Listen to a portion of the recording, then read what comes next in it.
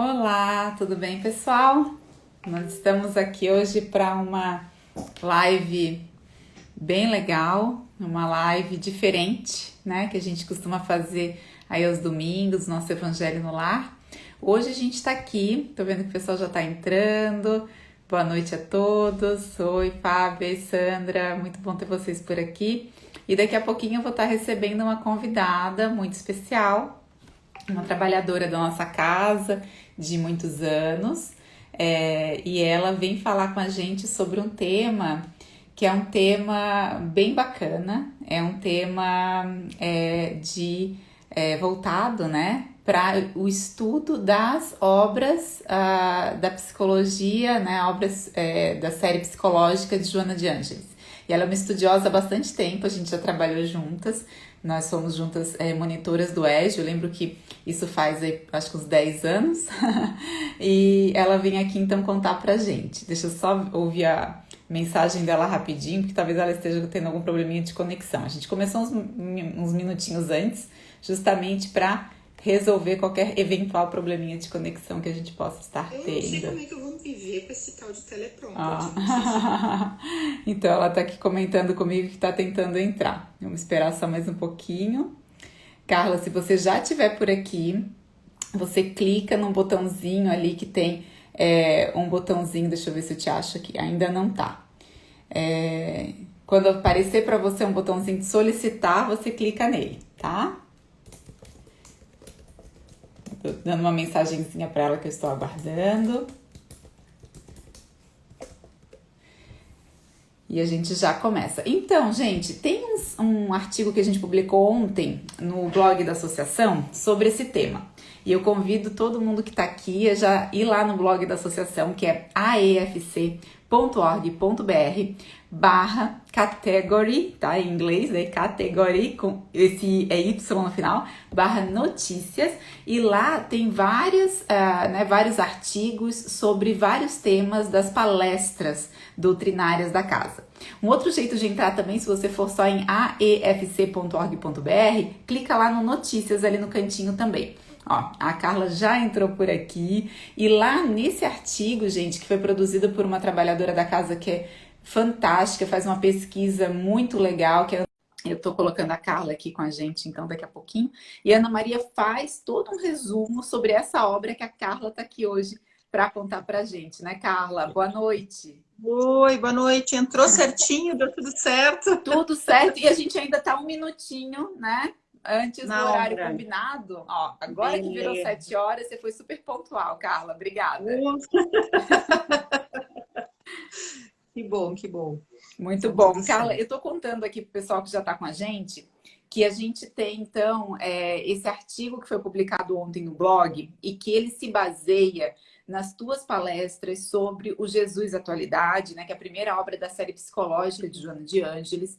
E Uhum. ficou excelente, a Fábio está contando aqui pra gente, né? E a tua palestra, a primeira, foi excelente, a segunda também. E é uma série de palestras, então a gente vai ter mais uma, gente, dia 27 agora de abril, às 3 da tarde, uma terça-feira. Mas quem não puder Isso. acompanhar às 3 da tarde de terça-feira também, não se preocupe, porque fica gravada a palestra e a gente vai ter mais artigos no nosso blog também sobre esse tema. Mas, Carla, conta um pouquinho primeiro pra gente, né, quem você é, porque você é psicóloga, então esse tema tá dentro do teu métier, tá dentro da tua rotina, né? Então conta pra gente um pouquinho sobre você e sobre por que esse tema te interessou a estudar mais, né, a Joana de Ângeles e esse livro em específico. Então, eu conheci a Joana, para mim, ela permite fazer o casamento de duas coisas que eu amo. Uma é minha profissão como psicóloga e outra é o estudo da doutrina espírita, né? Porque a doutrina, entre todas as religiões que a gente tem na atualidade, foi até hoje a que mais me respondeu, a que mais deu conta das minhas questões quando se trata da fé, né? Vamos separar um pouquinho. Religião é uma coisa, fé é outra coisa, né? A gente pode ter fé e não ter religião. Mas a doutrina espírita, ela me permitiu organizar um pouco essa fé, entender um pouco melhor, né? Dentro desse tripé que a doutrina espírita tem, né? Da ciência, da religião e fé. né? Então, é um casamento que para mim foi perfeito. E, assim, cada vez que eu leio Joana, quebra a cabeça para ler. Já fiz palestra da Joana na casa, que eu simplesmente copiei e colei o texto, cheguei na palestra e disse assim, não entendi nada, gente, preciso de ajuda. E foi muito bacana, porque à medida que eu ia lendo, o pessoal que estava assistindo ia colaborando, porque, na verdade, não é a primeira vez que a gente trabalha a Joana de Ângeles na Associação Espírita Fé e Caridade. Há uns 2, 3 anos atrás, quem me mostrou, na verdade, né, quem me apresentou a Joana de Ângeles, Divaldo eu já conhecia, mas a série psicológica da Joana e Divaldo, né, dessa dupla, foi a Maria Alice, que me convidou para fazer a leitura do Homem Integral. Uma pena que a gente não tinha na época essa tecnologia que a gente tem hoje, né? Da gravação, de poder ter, mas a gente É fez todo verdade. o Homem Integral, inteiro. Era um sábado por mês, mais ou menos como a gente está fazendo agora nas terças, com Jesus e Atualidade, mas a gente apresentou todo o livro do Homem Integral. Uau. Então, à medida que é o segundo livro, né, da série Sim. psicológica. E Você ia falar? agora você decidiu voltar para o primeiro livro para a gente ter mais base, né? E Eu conta para a gente decidi, essa história, eu então. decidi. Não sei, alguém decidiu por você, então, mas você está trazendo. O que importa é que você Então, está trazendo esse conteúdo maravilhoso para a gente. tô Né? tentando, né? Tô tentando. Vamos lá. Não, já está trazendo, você já está indo para a terceira palestra, Carla, imagina, tá maravilhoso. E conta para a gente um pouquinho, então, Carla, sobre. Você falou que a Joana faz essa conexão para você entre a sua profissão e, né, que é a psicologia e a doutrina espírita. Gente, eu tenho várias perguntas para Carla aqui, mas fiquem à vontade de vocês também para fazer as perguntas de vocês, tá? Vai ficar mais rico a conversa se for assim, vai ficar mais rica a conversa. Então, eu queria começar, assim, para quem às vezes né? Quem é a Joana de Ângeles? A gente está falando esse nome, né? Divaldo Franco todo mundo conhece, e a Joana de Ângeles, dá para dizer para quem, né, ou está começando na doutrina, não é tão íntimo da doutrina, a Joana de Ângeles seria equivalente ao Emmanuel do Chico Xavier? É a Joana de Ângeles e o Divaldo Franco? Os mentores Sim, sim, espirituais? sim, ela é mentora. Isso, ela é mentora espiritual do Divaldo. É exatamente, né? O equivalente Emmanuel Chico, Joana Divaldo, né? Por aí mesmo. Uhum. E conta pra gente quem foi Joana e qual a importância dela hoje na doutrina, a importância desse livro. Conta essa historinha pra gente, Carla, por favor. Então, a própria Joana e o Divaldo nos apresentam, se destacam 4 reencarnações dela. Claro que foram muito mais do que 4, né? Mas, assim, é nos permitido, nos é dado conhecer 4. Né? Inicialmente, a primeira encarnação que nos é apresentada é de Joana de Cusa, onde ela vive no tempo de Jesus, ela teve a honra, né, de conhecer Jesus. Então, Joana de Cusa era casada com Cusa, que era um funcionário alto escalão do Império Romano na época, ela era uma patrícia, né? E quando ela conheceu Jesus, ela encontrou alento, né? E o acolhimento, a tranquilidade que ela buscava, que dentro do casamento ela não tinha, porque esse esposo era um esposo muito imprevisível e muito complicado, era uma relação muito tempestuosa, não era uma relação fácil. Então ela vai até Jesus e pede a Jesus para segui-lo, né? No que Jesus acolhe, como ele sempre faz, né? Acolhe com muito carinho, escuta, mas orienta ela que ela não deve segui-lo, né? Largar a sua família e segui-lo. Ela deve segui-lo de dentro do seu lar, né? Pois em outra encarnação ela prejudicou esse homem que hoje era seu esposo. Então, o que, que ela faz? Ela retorna para o lar e começa a amar este homem como um irmão, como um filho, né? E sempre que tinha alguma dificuldade, ela procurava olhar o lado, o aspecto positivo daquele irmão, daquela pessoa. E assim o fez até a morte do seu cônjuge, né? Quando ele veio a falecer, ela não perde a condição de patrícia, né? Que Patrícia, para quem não conhece, era um status social dentro, né, da sociedade romana, da elite, da nobreza romana, né? porém ela perde a condição financeira, né? Mas isso não a abala, ela se propõe então a cuidar de crianças de outras mulheres e trabalha até o fim da sua vida. Aí tem um relato, outra coisa que é interessante a gente lembrar, que a gente sabe que dois filhos dela já a gente conhece. O filho mais velho de Joana de Cusa a gente conhece como Divaldo Franco, hoje, né? Ele não é muito conhecido, o próprio Divaldo fala que ele passou meio batido na história, né? Mas o irmão mais novo dela que morre com ela O filho, né, mais o novo, filho que mais novo que morre com ela no grande sacrifício, né? Que tem, não é o grande sacrifício, como é que ele diz? Me fugiu a palavra aqui. martírio, né? No grande No grande martírio. martírio, obrigado, menina. No grande martírio é o Nilson de Souza, né? Você lembra quem é Nilson de Souza? Sim. É o Uhum. grande parceiro do Divaldo na Mansão do Caminho, Que né? desencarnou Nilson de Souza, recente, então, né? exatamente, foi irmão de Divaldo lá atrás, filho de Joana de Cusa, né? Então, tem um relato que eu vou ler, porque eu acho que é bem interessante, que mostra um pouco assim como esse espírito já tinha uma envergadura espiritual, moral muito alta, né? Então, no grande martírio, né, ante o vozerio do povo, foram ordenadas as primeiras flagelações. Abjura, exclama um executor das ordens imperiais, de olhar cruel e sombrio. A antiga discípula do Senhor contempla o céu sem uma palavra de negação ou de queixa. Então, o açoite vibra sobre o rapaz seminu, que exclama entre lágrimas: Repudia a Jesus, minha mãe. Não vês que nós perdemos? Abjura por mim que sou teu filho. Pela primeira vez, dos olhos da mártir, corre a fonte abundante das lágrimas. As rogativas do filho são espadas de angústia que lhe retalham o coração. Após recordar sua existência inteira, responde: Cala-te, meu filho.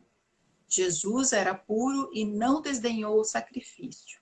Saibamos sofrer na hora dolorosa, porque acima de todas as felicidades transitórias do mundo, é preciso ser fiel a Deus, né? Então ela foi queimada e viu o filho ser torturado Eu e acho que é mesmo assim uma cena, para quem é mãe, né, Carla? É uma cena assim que é a aprovação realmente maior, né? Você vê o filho sofrer e não ter a sua fé abalada é algo que realmente emociona a gente, né? A Fabiana colocou aí que a obra onde tem essa passagem é a Boa Nova, né? A obra de Humberto de Campos, psicografia de Chico Xavier. É muito, muito, muito linda essa passagem inteira sobre a história de Joana de Cusa. Recomendo a leitura, pessoal. Então, sim, ela sim, teve essa primeira encarnação super marcante, né, na história sim, dela, né, como espírito.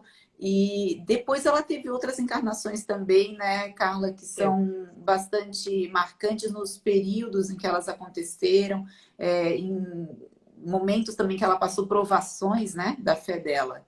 sim, sim. A segunda reencarnação, que é a que sai um pouco das Joanas, vamos dizer, né? Porque ela teve três Joanas anteriormente, uma é a Joana de Cusa. A gente tem Clara de Assis, né? Joana foi Clara de Assis, companheira fiel de Francisco, e a pedido de Francisco de Assis, ela assume a liderança das irmãs, né? Mesmo contrária, ela não estava muito interessada, não tinha muito interesse em assumir isso, mas ela acompanhou, ela assumiu, né? E ela sempre, durante essa trajetória, ela sempre fez esse voto de humildade, né? Se propondo a lavar os pés dos discípulos, né? Sempre se colocando nesse lugar, mesmo sendo a liderança a pedido de Francisco, né? E no final da vida de Francisco, quando ele retorna a Assis, que ele vê o quanto o seu legado, né, a sua proposta de desapego, de pobreza estava desvirtuada em função de alguns irmãos, né, e ele fica um pouco incomodado, desconfortável. Ela chega a Francisco e diz: Francisco, você se desapegou a tantas coisas, só não se desapegou de uma, E ele diz qual o seu legado, Uhum. né? Então, nesse momento, Francisco entende a mensagem e acaba vindo a desencarnar logo na sequência desse relato, que ele entende que a semente foi plantada, né? E, enfim. A Sandra está nos E perguntando se a gente está falando de São Francisco. E é sim, São Sandra, Francisco São de Francisco de Assis. Assis. Isso, São Francisco de Assis. Correto. É que às vezes a gente lê, estuda e parece que é tão claro, é bom que alguém pergunte se Ai, ficou sempre na bom, gente. dúvida. Perguntas são bem-vindas, viu? Qualquer uma delas. E tem também uma passagem, se eu não me engano, é aquela no México, né? Da Joana Sim, de Ângeles também, Juana que Inês, Juana Inês de la Juana. Cruz, Juana Inês de la Cruz, né? Ela renasce então em 1651, né? E ela era um espírito já mostrava desde da tenra idade assim a sua questão do intelecto, do seu desejo, da sua sede de aprendizagem. Então, em torno dos 5, 6 anos de idade, ela mente para a preceptora da irmã mais velha que a mãe tinha mandado também alfabetizá-la e faz as aulas junto com a irmã mais velha. Então, desde muito cedo, e ela aprendeu rapidamente várias línguas, entre elas latim, português, e sempre foi muito dada ao estudo. Tanto que quando ela chegou aos 15 anos, ela foi convidada a ser dama de companhia de uma dama da corte, e lá ela se destacou, né, pela sua inteligência e conhecimento, a ponto do vice-rei chamar vários especialistas de várias áreas para entrevistá-la. E há relatos de que ela ficou por horas respondendo e conversando com esses especialistas. Né? Só que, claro, né, ela logo se cansou, né, das futilidades da corte. Então, ela foi procurar, ela acabou se direcionando para as irmãs descalças, as carmelitas irmãs descalças, né? Porém, ela não conseguiu se adaptar à rigidez da ordem, né, e adoeceu. Né? Então, ela volta para a corte e, após algum tempo, ela entra na ordem da São Sebastião, se não me engano. Acho que é isso, né? A Ordem de São Sebastião, onde ela tem uma cela confortável, Eu com acho que é acesso. a Ordem de São Jerônimo, né? É São essa? Jerônimo, pode ser. Deixa eu ver aqui, deixa eu ver minha cola. Tá, tá, tá. É que são muitas informações. Monja da biblioteca. É aquela em que ela ficou conhecida como a monja da São biblioteca. Jerônimo da Conceição. São Tá. Jerônimo da Conceição, correto. São Jerônimo da Conceição, exato. Onde ela tinha uma cela bastante confortável, com acesso a muitos livros, instrumentos musicais, instrumentos científicos, onde ela estudava astrologia, filosofia, enfim, várias áreas. Chegou a ter, em determinada época, ela doou os seus mais de 40 mil livros que ela tinha na sua biblioteca. Imagina o quanto ela não leu. Né? Então, ela era conhecida como a monja da biblioteca e era rotina várias pessoas da Europa irem até ela para conversar e, enfim, saber de temas e assuntos, né? Pelo seu vasto conhecimento. É claro que com isso ela recebeu muitas críticas também. Mas essa reencarnação tem outro destaque que é muito importante. Nessa encarnação, ela se coloca como a primeira feminista do novo mundo da língua espanhola. Né? Ela defende o direito da mulher de igual, né? Mas de igual enquanto espírito, igual enquanto sujeito de direitos. Né? Então, ela também tem uma encarnação bastante importante porque ela traz essa questão de ser a primeira feminista do novo mundo, né? Que também foi muito criticada, inclusive por um bispo, onde ele diz que ela deveria se ater a questões da congregação, né, de Deus, e não está se preocupando com questões científicas e do feminino. Né? Então é bem interessante.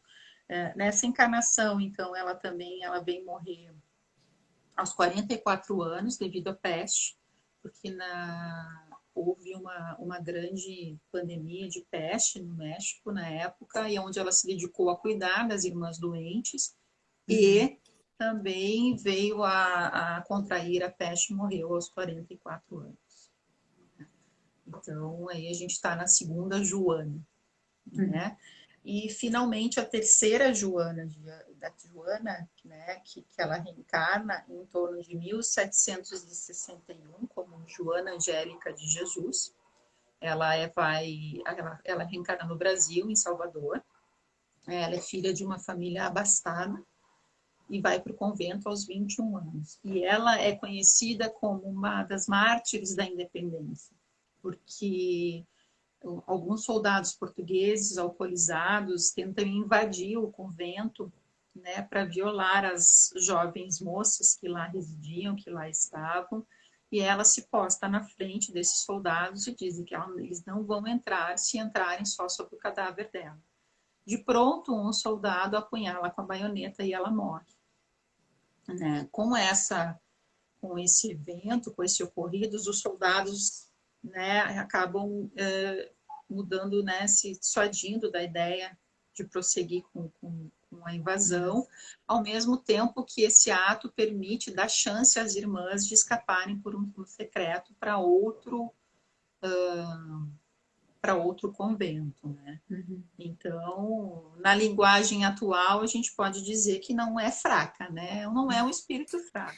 Uma pergunta interessante, não é fraca mesmo, né? A Sandra está chamando a nossa atenção aqui se a Joana sempre foi mulher nessas encarnações e de vanguarda, né? Acho que esse vanguarda, a Sandra está se referindo a essa questão realmente dela ser protagonista de tantas Sim. boas ações, né? E realmente está aí na frente de questões tão importantes. Sandra, dessas encarnações, pelo que a Carla está nos trazendo, sim, as que a gente conhece, ela sempre foi mulher. Não significa que ela tenha sempre sido mulher, mas aquelas que a gente conhece, que chegou até a gente saber, sim, né, ela sempre foi mulher e sempre teve esse papel realmente de protagonista da jornada dela, da história, né? Muito interessante. A Fabiana está comentando aqui que ela também sempre se emociona com a história, né, da Joana de Ângeles. Eu também, Fábio. Fiquei aqui cheia de lágrimas, me segurando, enquanto a Carla estava descrevendo a história da Joana. Mas agora conta pra gente, Carla, a importância da Joana no mundo espiritual, no momento que ela se encontra hoje e como escritora, né? Espírita, Sim.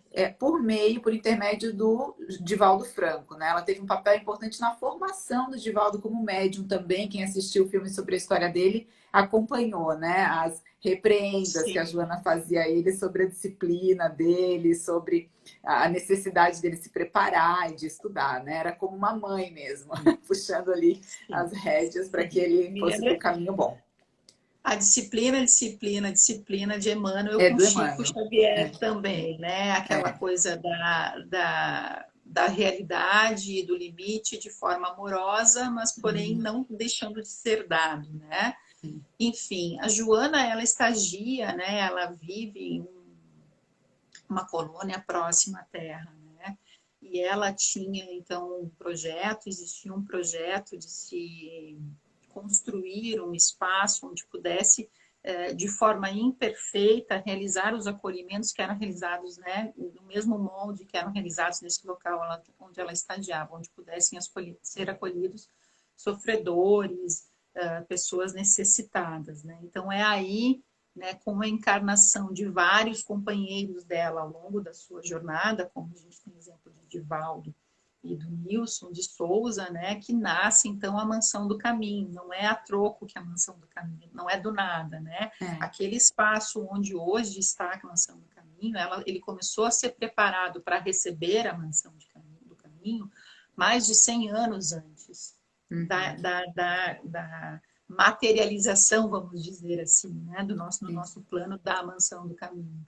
Então, ela tem esse papel importante, né? E existem relatos, assim, no que eu estudei, de que essa parceria Joana e Divaldo, ela vai se perpetuar, né? Tanto que existem relatos da possível reencarnação, tanto de Francisco de Assis quanto dela, né, de Joana de Ângeles, né? E que nesse período em que ela estiver reencarnada, Divaldo será seu mentor, dada a época, né, que ela puder desenvolver a sua mediunidade, né? Os relatos dos estudiosos de Joana que eu pesquisei trazem isso, né? Então, a gente vai ter oportunidade aí, se Deus quiser, de conviver com essa encarnada, com essa mentora, né?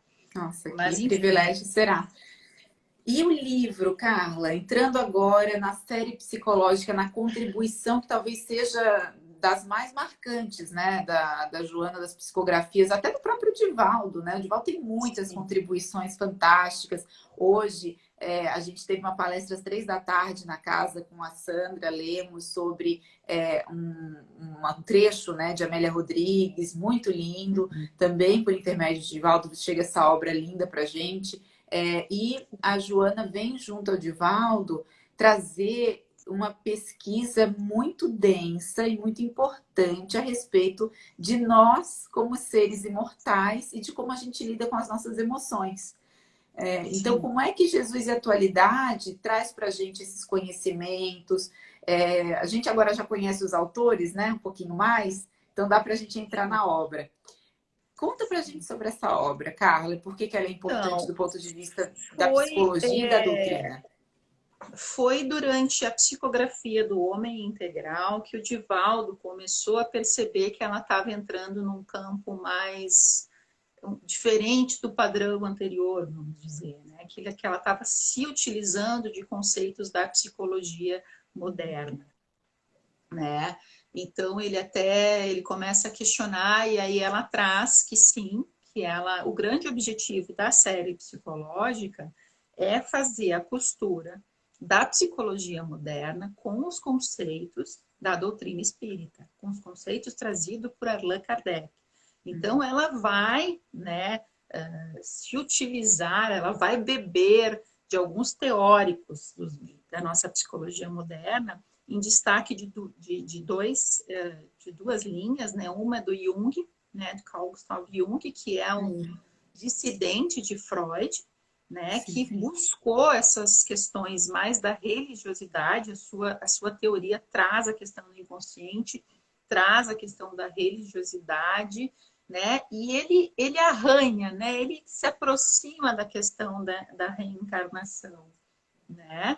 Ela também usa a psicanálise, a psicologia humanista e também se destaca a psicologia transpessoal. Então, ela bebe dessas fontes da psicologia moderna, né? Mas é interessante lembrar que, assim, a grande base dela é a doutrina espírita, que a gente pode destacar a crença em Deus, a reencarnação, a pluralidade dos mundos, a comunicabilidade dos espíritos, né? E a imortalidade da alma.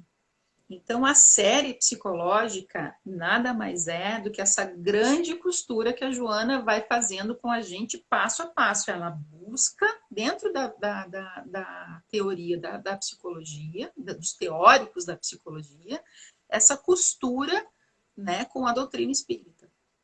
Esse é o propósito da série psicológica, né? O livro Jesus e a Atualidade, né, que é o primeiro, é onde ela traz 20 tópicos que ela entende, né, que ela entende como emergenciais para a gente pensar, não vou citar eles aqui, né? A gente já trabalhou dois, que é o Jesus e Desafios, que foi o texto que a Ana fez, que está belíssimo o texto dela, vale a pena ler. Achei ela espetacular, a forma como ela escreveu, ficou muito claro, né? Aproveitar E para a dar um gente oi para a Ana, que está nos acompanhando aqui, já deu um tá aí, tchauzinho. Ana. Oi, Obrigada, Ana, Ana. parabéns. O teu trabalho foi belíssimo. Estava lendo, assim, achei fantástico, né? E o outro tópico que a gente também trabalhou foi Jesus em reencarnação, né? Que nada mais é, né, dentro do que a gente estuda, que ele faz uma grande diferenciação entre a ressurreição, né? Ele traz ali dentro do tópico do Jesus e a reencarnação essa diferença, o que é ressurgir, vamos dizer assim, e o que é reencarnar. Mas, principalmente, eu entendo que o Jesus Atualidade, como atual, assim, o que ele nos traz é esse Jesus redivivo. Esse Jesus vivo, porque assim, em função, a minha trajetória, que eu acredito que seja de muitos, né, da Igreja Católica, a imagem de Jesus que a gente tem é de Jesus crucificado, um Jesus que pagou pelos nossos pecados. E o Jesus e a atualidade, ele traz outra coisa. Ele traz Jesus vivo. Como Jesus enfrentava as suas dificuldades cotidianas naquela época. E são as mesmas dificuldades que nós vivemos hoje com outras configurações, porque nós, enquanto humanidade, somos muito jovens, somos espíritos muito jovens e pouco avançamos na nossa evolução moral, né? E a linguagem utilizada por Jesus era uma linguagem simples, que desde o humilde até o especialista, né, até o intelectual conseguiam compreender, né? E principalmente o seu exemplo, né? Uma das coisas que muitas vezes eu falo em terapia para os meus pacientes é assim, você, diante de algumas coisas imprevistas, a gente pode ter um planejamento de como vai reagir. Porque se a gente não se planeja perante algumas coisas que a gente sabe que podem vir a acontecer, né, na hora que acontece a gente fica meio atordoado. Se a gente tem um planejamento, uma ideia, vou exemplificar com os japoneses, com o terremoto. Eles treinam o que fazer na hora de um terremoto. Então, se dar um terremoto, eles sabem o que eles têm que fazer. Eles não entram em pânico, porque eles já têm aquilo treinado. E assim a gente pode fazer na vida diante de algumas coisas, de algumas questões. Claro, imprevistos são imprevistos, mas tem coisas que a gente pode se programar. E Jesus nos dá essa programação. Ele nos mostra pelos seus exemplos quais são as programações. Né? Quando você vê uma injustiça, o que você faz? Sim. É só lembrar da mulher adúltera. Sim. Né?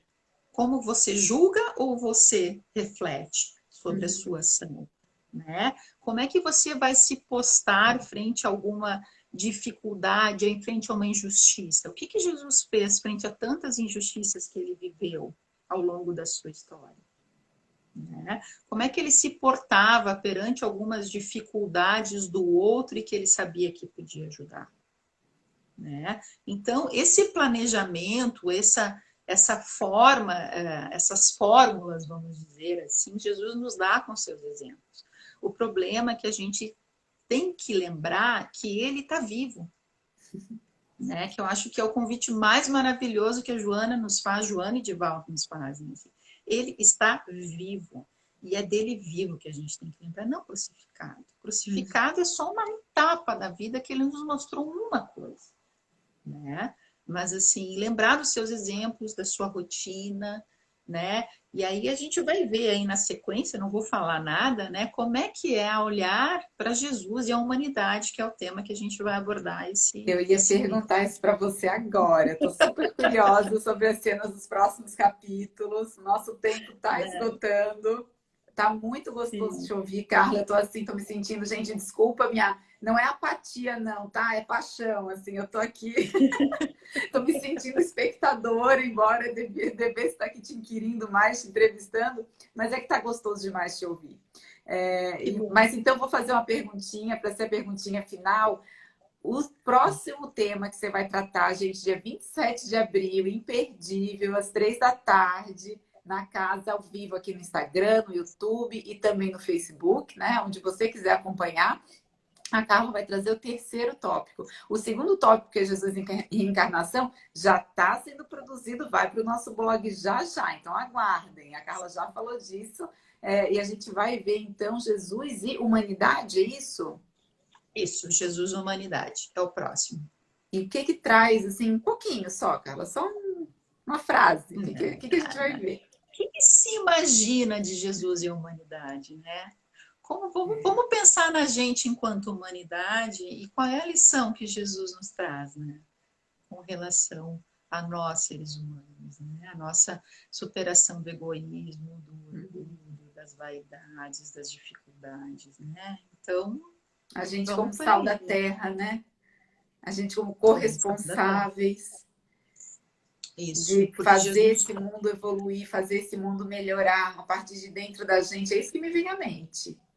Sim, Sim, porque Jesus ele sempre nos acolheu, mas ele nunca nos eximiu da responsabilidade, né? Isso fica muito claro ali nos dois primeiros, né? E até no próprio, eu gosto muito desse da que eu comentei agora da mulher adúltera, né? Porque assim, ele mostra bem a postura de Jesus, né? Ele a defende perante uma injustiça, né? Uhum. Quando ele Mas diz ele não quem exime ela da responsabilidade.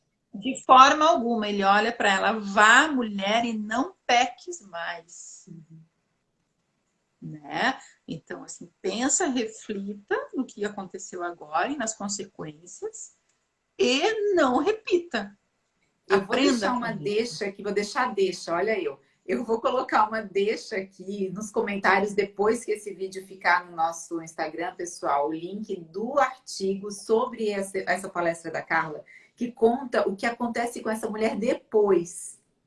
Então, Jesus conta isso para ela, e aí tem um relato na literatura espírita que o que ela faz depois desse alerta de Jesus, tá? É maravilhoso, é uma lição de vida. Vai ficar o Com link aqui, certeza, tá? A com Júlia está certeza. dizendo que o blog está ótimo, tá adorando. Obrigada, Júlia. É mesmo. Muito bom. Carla, você tem uma mensagem final para a gente a respeito de Jesus e atualidade? Eu adorei te ouvir. Eu acho que assim, o principal que ficou para mim, vocês, pessoal, escrevam aqui o que ficou para vocês nessa conversa. O que ficou para mim foi muita vontade de continuar acompanhando suas palestras, de ler essa obra. A Sandra falou aqui que adorou a história de Joana, que ela vai pesquisar mais sobre Joana. E ficou para mim também, já, Sandra, a proposta era ser curtinho, a gente faz mais, tá? Eu vou chamar a Carla mais vezes para a gente conversar mais. Mas fica esse gostinho de quero mais e fica essa lição desse Jesus vivo, desse Jesus que segue nos aguardando, segue esperando ações da nossa parte. Né? Ele não está lá há 2000 anos, não. Né? Ele se aproximou mais da gente há 2000 anos para deixar uma mensagem que segue muito importante ainda nos nossos corações para a gente colocar ela em prática e a gente reproduzir essa mensagem para frente também, sabendo que Jesus está, sim, aqui pertinho da gente, para pegar a nossa mão sempre que a gente precisar, sempre que a gente quiser alcançar. Exatamente. E assim, para quem fez o ESG comigo, né? Aí algumas pessoas já fizeram, conhecem bem aquela minha frase quando eu digo assim, a prece não precisa ser muito longa, é só dizer, ai Jesus, ele está pronto. Né? Quando esse ai Jesus vem do coração, vem assim necessitado, com certeza ele escuta, né? Porque a gente às vezes fica pensando que a prece tem que ser uma coisa grande, que tem que ser, né? Enfim, às vezes um ai Jesus de coração, né? Desesperado, desejando uma esperança, uma luz, um caminho, às vezes é muito mais efetivo do que uma prece elaborada e repetitiva, que a gente às vezes pensa em 10.000 coisas antes, né? Então, assim, é esse ai Jesus, esse Jesus que está do nosso lado, que às vezes não pode estar presencialmente, mas sim os seus, né, sua espiritualidade que nos acompanha, está sempre com nós, nos orientando, que a gente se abra, né? Porque o maior exercício da gente é se abrir para a espiritualidade amiga, que está sempre ali do nosso lado, tentando nos orientar e nos auxiliar, e às vezes a gente se fecha. Sem criticar as razões pelas quais a gente se fecha, são várias. Eu já me fechei, de vez em quando me fecho, faz parte, né? Mas assim, é o Jesus vivo. Para mim, a grande lição da Joana, o convite da Joana no Jesus de atualidade é isso. Ele está vivo e aqui conosco.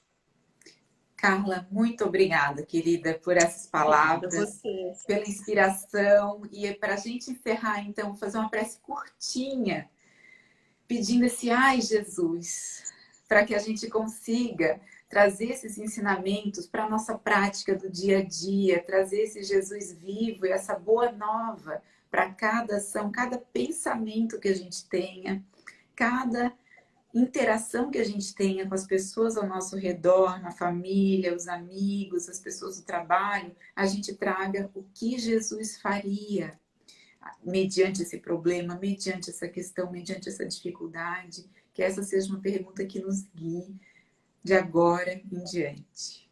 Obrigada, Carla. O nosso agradecimento de coração à querida Joana de Ângeles pelos ensinamentos, de Valdo Franco. e a Jesus, nosso mestre, nosso amigo, pelo exemplo e pela boa nova. Que assim seja. Que assim seja. Obrigada, Obrigada, pessoal, pela pessoal. paciência aí. Obrigada, Carla, demais, demais. Muito bom. Vamos fazer mais, viu? O pessoal gostou aqui, já deixou vários Que bom, comentários. Uma boa que noite a bom. todos. Até a Boa noite, próxima. pessoal.